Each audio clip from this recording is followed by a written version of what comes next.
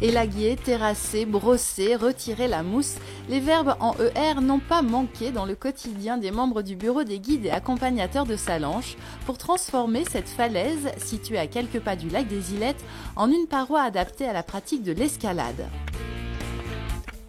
Si le pays du Mont Blanc est vaste, les sites extérieurs dédiés à l'initiation à l'escalade ne sont pas si nombreux et souvent très fréquentés. C'est ce qui a motivé le bureau des guides et accompagnateurs de Sallanches. Restait à trouver un lieu adapté et accessible. Donc on repère une zone qui est susceptible de nous intéresser, hein, c'est ce qu'on a fait.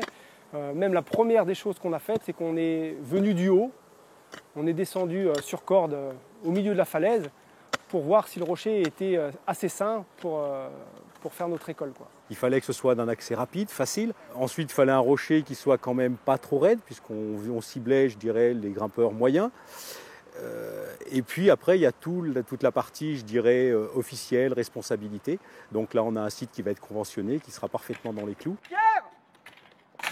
C'est l'été dernier, en 2011, qu'ils ont entamé ce travail de titan pour faire de cette falaise sauvage, recouverte de mousse, d'arbustes et de plantes en tout genre, une paroi saine et prête à équiper.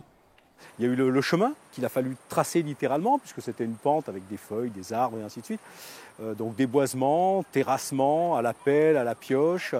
Et puis après, sur le rocher lui-même, il faut assainir, parce que ce rocher, du fait de l'érosion, il y a des zones qui sont un petit peu fragiles.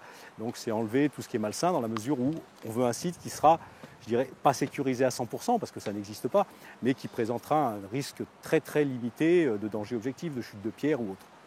Une fois les accès et le nettoyage terminés, les guides et accompagnateurs de Sallanches ont pu passer à l'étape suivante, équiper cette paroi et créer des voies. Pour l'initiation, déjà, on essaye de mettre les points d'ancrage vraiment pas loin les uns des autres pour qu'on puisse évoluer quand même avec une bonne sécurité.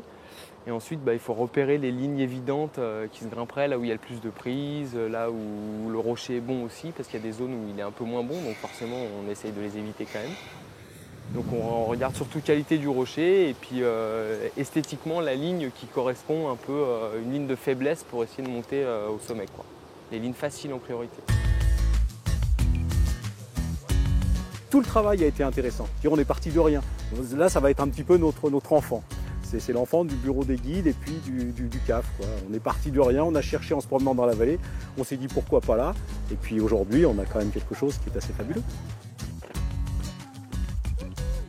Toi, c'est bon à l'assurage ? Ouais. Au contre-assurage aussi ? Alors c'est quand tu veux, Colline. Récompense ultime, pouvoir enfin grimper sur cette paroi.